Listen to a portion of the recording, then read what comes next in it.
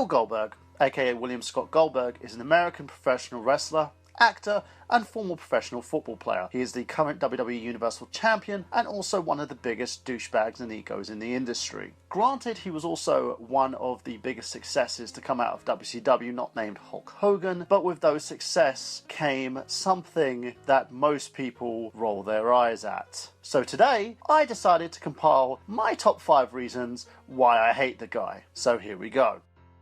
Number 5. His feud with Chris Jericho. Jericho has been no stranger to confrontation, facing off with bullies such as Brock Lesnar, and also solidifying himself as a locker room leader. But once upon a time, he was on the cusp of breaking through WCW's glass ceiling, and thus caught the ire of Mr. Goldberg himself, on whom he had pitched a program with to WCW Creative, in which Goldberg would be deemed the victor once the potential feud itself wrapped up. If you don't believe me, here is what Jericho had to say. Around that time, because Bischoff obviously didn't know about this meeting with Vince. Nobody knew. I kept it total secret. It never got out.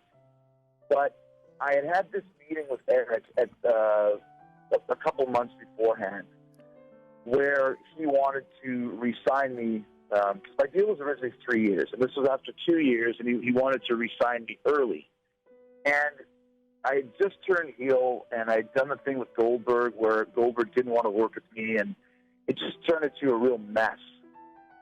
So I knew that there was really no reason to stay in WCW, because even if I had this great storyline with Goldberg, where they put me in a match with a midget Goldberg, and I claimed it was the real Goldberg, and I beat him, so then Goldberg's streak was broken. It was Jericho 1, Goldberg 0. Yeah. And then the next week I came out and challenged him to come fight me in the ring right there, even though I knew he wasn't in the building. So I had a 10 count.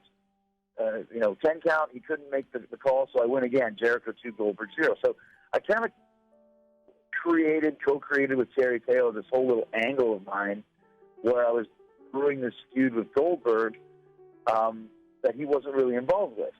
And he didn't like that, Goldberg. He thought it was comedy, and he was getting mad at me. And I'm like, dude, go talk to the bookers. Like, I don't give a shit. Like, I'm just doing what I can do. And meanwhile, I love that.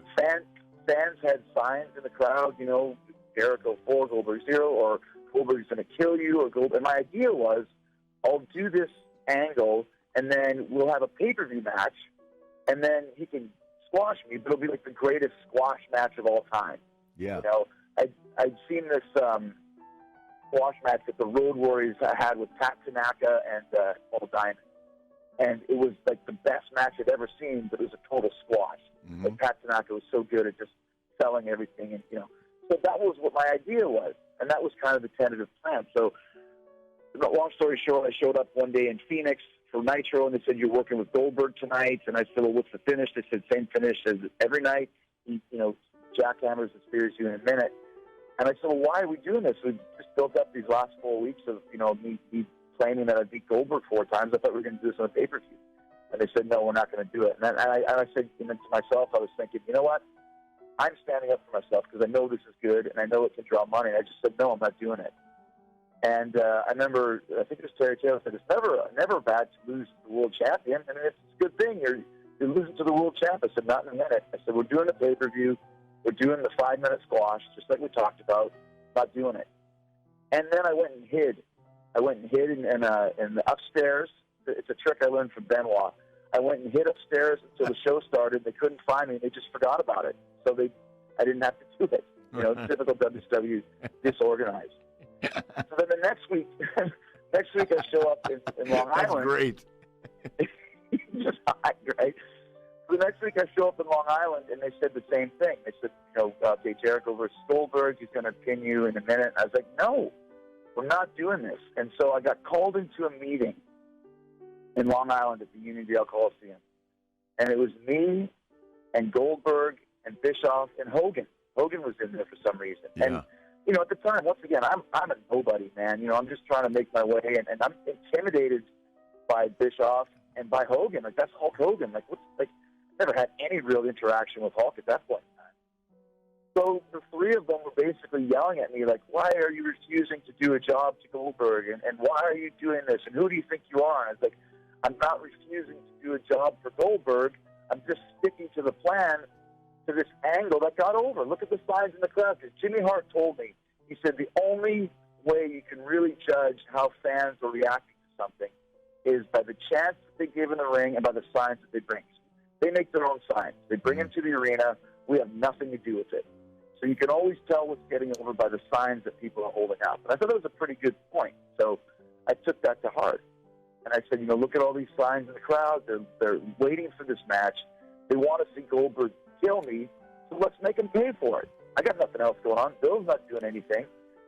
So, and then Goldberg was just flipping out. He's like, you know, I'm the guy that stands in the sparks. I breathe in smoke. I breathe in sparks. I breathe in fire.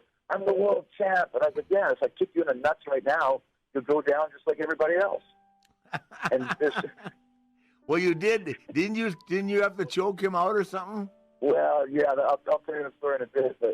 But Bischoff goes, hey, calm down, boys. You guys shouldn't be fighting. And then Hogan actually was like, okay, well, he has a point here. What do you suggest we do tonight, Chris? And I said, well, let me go to the ring. I'll do a promo with Mean Gene. I'll once again brag that, you know, Goldberg's scared of me and he's not here. And then midway through my promo, do a split screen where Goldberg shows up in the arena and sees me in the ring and flips out and comes down to the ring. And as he's walking down the aisle, I'll be walking down the aisle with my back to the entranceway, like basking in the glory of the fans. And when I turn around, have Goldberg do like a 30-yard dash and spear me in the aisleway. Like the biggest spear of all time. Yeah. You know?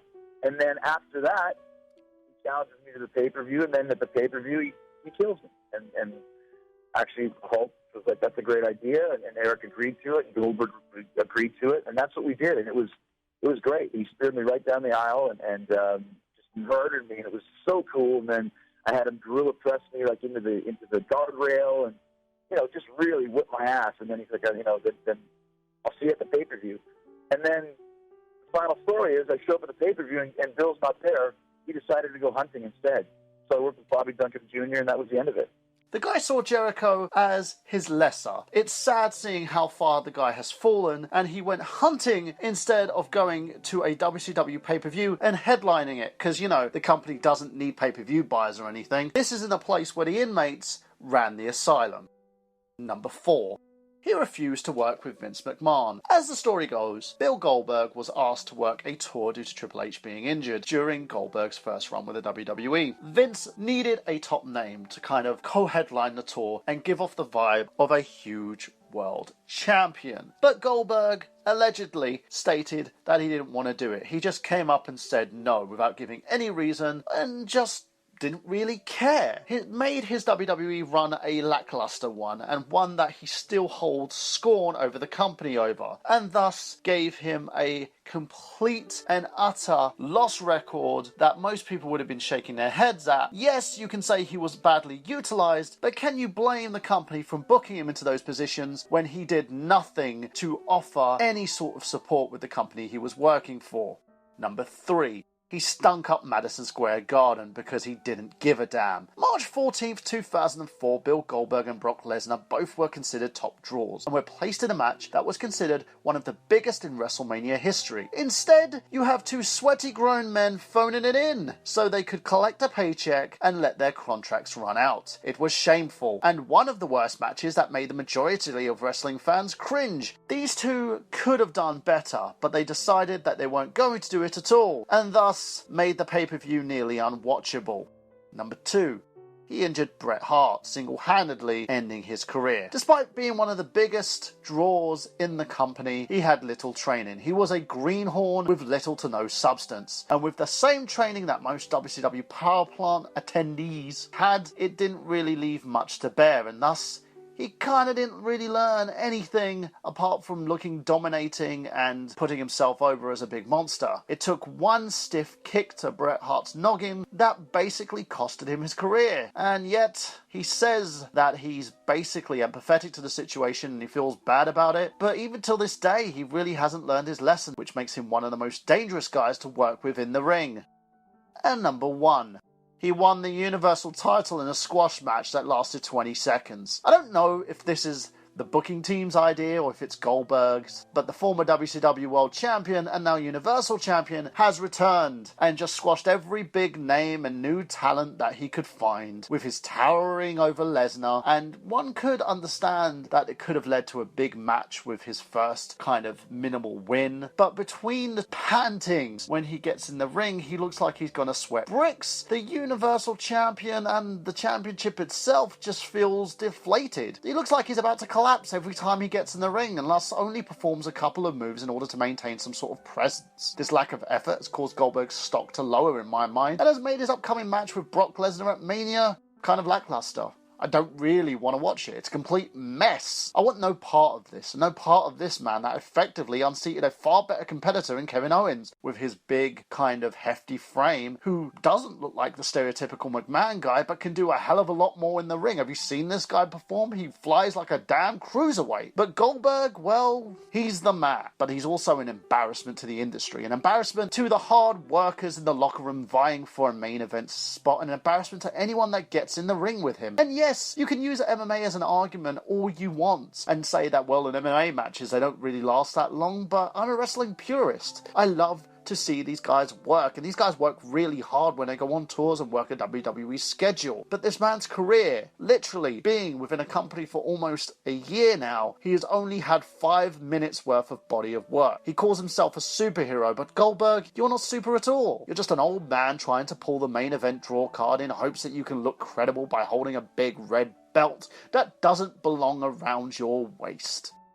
So that's it from me, guys, and I shall see you tomorrow for another segment. This time, I think I'll be hosting a comics rundown and discuss the diversity in comics. Then I've got another video coming where I discuss the Logan movie, of course, as well. It's going to be the return of Movie File for this one. And after that, we'll be ending this week off with a retrospective on the Wii U. So I shall see you then, and as always, guys, leave your comments below. Give me some discussion. Tell me if you think I'm right, if you think I'm wrong, or if you feel that I'm just being a little bit too judgmental. Let me know. And as always, this is Michael Burhan, and I shall see you again for another Top 5 soon.